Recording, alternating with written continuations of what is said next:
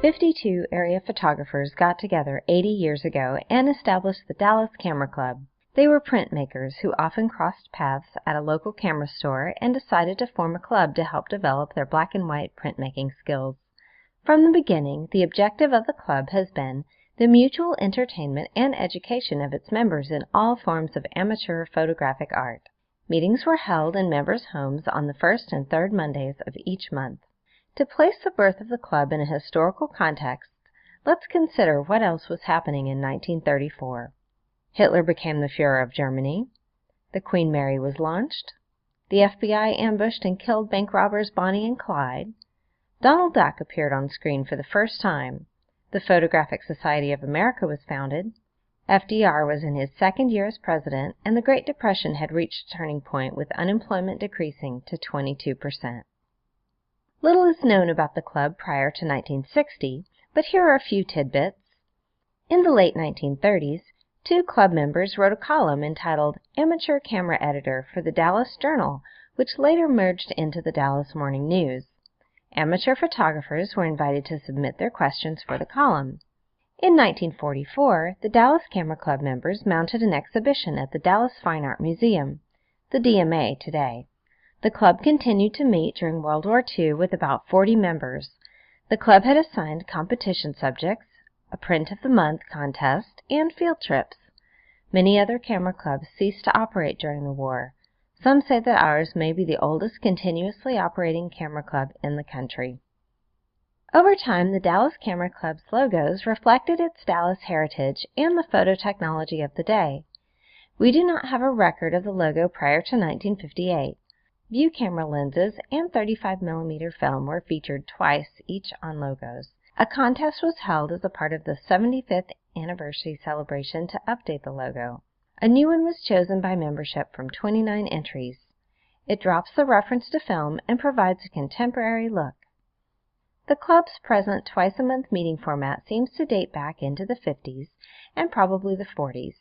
One of the primary functions of the club is providing help and encouragement for members, especially the less experienced ones. To help members improve their skills, one meeting each month has focused on competitions in one form or another. The second meeting has generally included an educational program with open discussions, member presentations, or a guest speaker. The programs have been varied, but are usually educational in nature.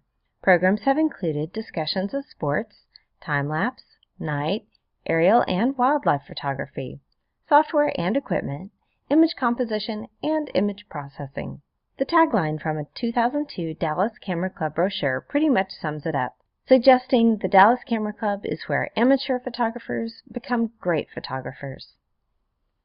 Meetings were initially held in members' homes and later at the Skiller's Drugstore Warehouse and Dallas Fine Art Museum, then the Dr. Pepper and Texas Pacific auditoriums.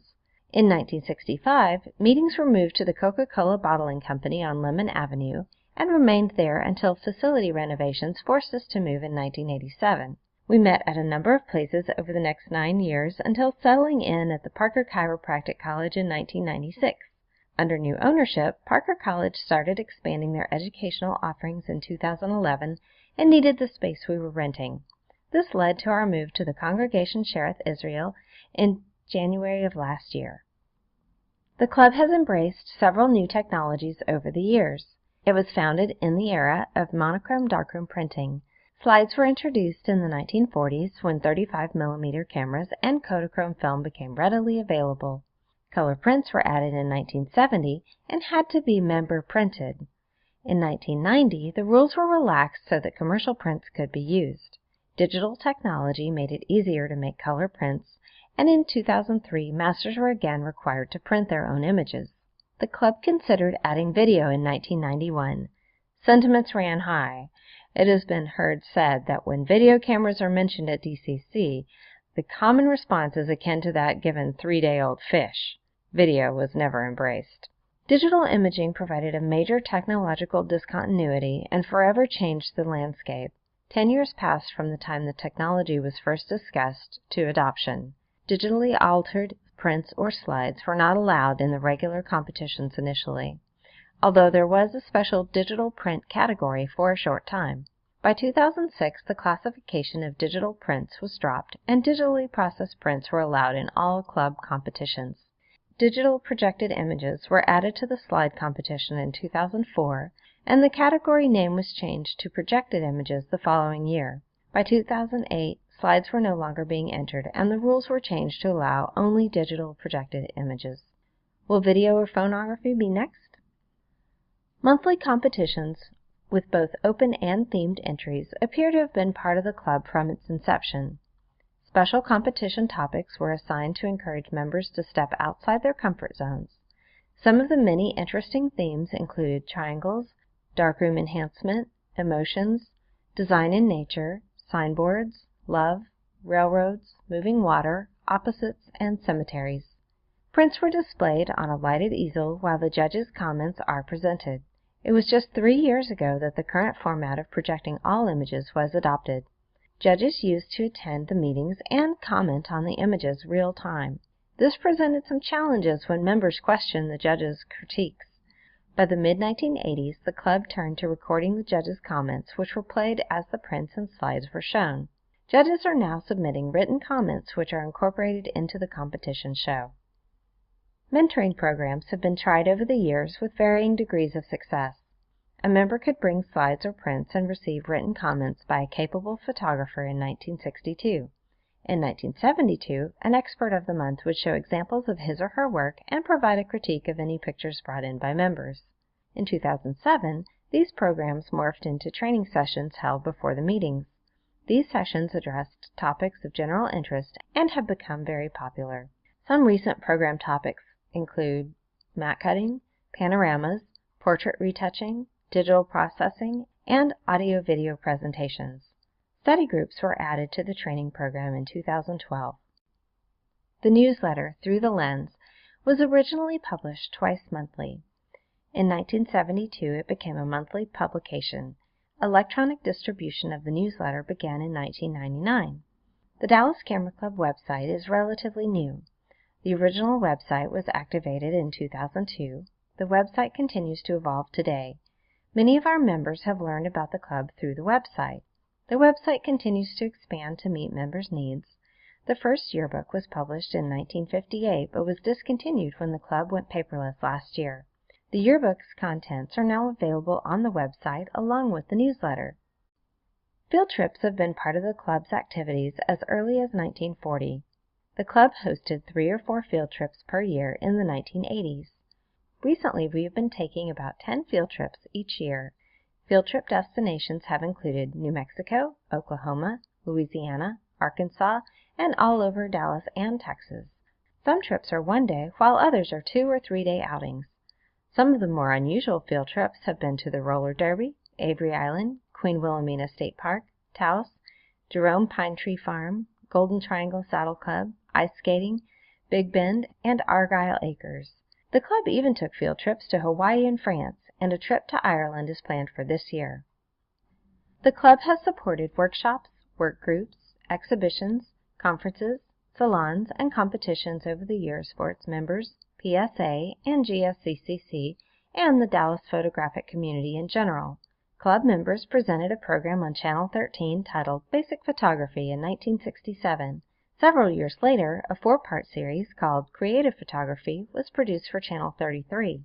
The 1970s and 80s seemed to be particularly fertile for workshops and seminars presented by the club for its members and the general public. Both PSA and GSCCC annual conferences have been held in Dallas. In the 1960s, the club underwrote the photographic contest of the State Fair of Texas. This continues as one of the state's premier photo contests today. In 1978, the club held the first North Texas International Exhibition of Photography. This PSA-sanctioned salon drew entries from all over the world and continued for the next 13 years. The Trinity River Photo Contest is held by the City of Dallas to showcase the Trinity River Corridor project. DCC was one of the inaugural sponsors when the contest started 5 years ago. Several club events are held annually. The holiday party started as a Christmas party back in the 1970s and has been held during December each year since, except for 2008 when it was canceled due to an ice storm. The annual awards banquet is held in April when the end-of-year awards are presented and new officers are installed. It goes back to at least 1962, when it was held at the Baker Hotel for a price of $3 per person. The banquets have been held at a variety of venues, including the El Chico's, Wyatt's Cafeteria, Melrose Hotel, and several country clubs. The audiovisual slide competition presentations led to the idea for the Potpourri Night back in 2002. Themed shows are presented by members. Shows initially used multiple slide projectors synchronized to an audio tape, but by 2005 all were digital. Today about 20 members each produce 5-minute shows for Potpourri Night. The annual Dallas-Fort Worth Interclub competition was first held in 1964. It is known today as the Bird Competition, after the Perpetual Trophy. The competition is held in October, and the location alternates between the two clubs. A number of awards are presented at the annual banquet each year.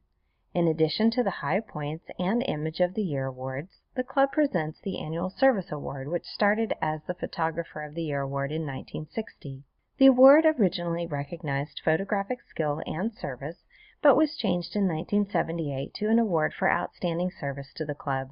A Fellowship Award was started in 1981 to recognize our outstanding photographers who have won Masters High Point Awards. It is a lifetime award, and there have been 59 recipients in the past 33 years. Special competitions are also held in conjunction with the banquet and named in honor of 6 members who have made major contributions to the club. The Creative Portraiture Award was established in 1994 to honor Dr. James J. Spurlock, a UNT chemistry professor who was known for his portraits of seniors, which utilized creative processing techniques. The Travel Award was established in 1997 in honor of Milton Reddick, an aerospace executive and avid world traveler. He was the father of our past president, David Reddick Davis. The Contemporary Images Award was also established in 1997, honoring Marge Dance. She served on the board for 16 years and held every office except print chairperson. Marge was known for her images using non-standard processing techniques. The Field Trip Image of the Year Award started in 1999 as the Field Trip Slide of the Year Award. The award was renamed in honor of Ken Zapp in 2002. Ken was instrumental in creating the audiovisual programs which are a mainstay of the field trip presentations and competition shows.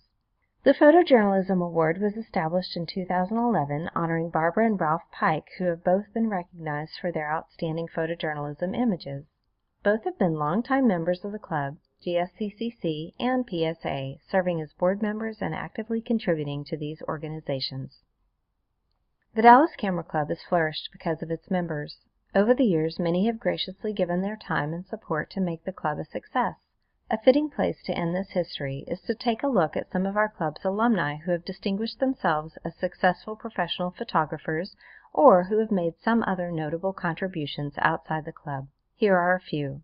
Bank Langmore was a preeminent photographer of the American West, and his book, The Cowboy, is considered one of the seminal bodies of work on the subject. Lin Lennon was a documentary photographer with an impressive list of one-woman shows across the U.S. and Europe.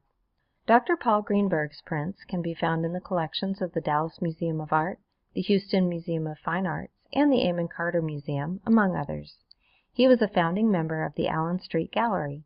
Chris Regis is one of Dallas's most respected photographers, and his work is in the permanent collections of museums and corporations throughout the state. Chris has been a judge at the Terlingua Chili Cook-Off for more than 22 years and documented the event in photographs. Sid Rucker is a nature photographer specializing in hummingbirds and co-authored the book, Hummingbirds of Texas. Jeremy Woodhouse is one of the best nature photographers working today with images in the Smithsonian, the Dallas Museum of Natural History, and the Natural History Museum in London. Jeremy leads photo tours all over the world. Honorary member Jerry Comer is an excellent photographer and an avid collector. He amassed a collection of over 200 rare and important photographs that has been given to UT Dallas. Some of the photographers represented in the collection include Mary Ellen Mark, Cindy Sherman, Ernst Haus, Gordon Parks, Bernice Abbott, and Ansel Adams. UTD has already held 5 exhibitions drawn from Jerry's collection. Jack Kilby was the inventor of the integrated circuit and Nobel laureate. He was also an avid photographer and recipient of the prestigious PSA Progress Award. Over 18,000 of his negatives and prints are now housed in SMU's DeGolyer Library. We have come to the end of this journey. This presentation was made possible by the following. The Dallas Camera Club continues to thrive because of its dedicated and selfless members. This history has been put on the club website.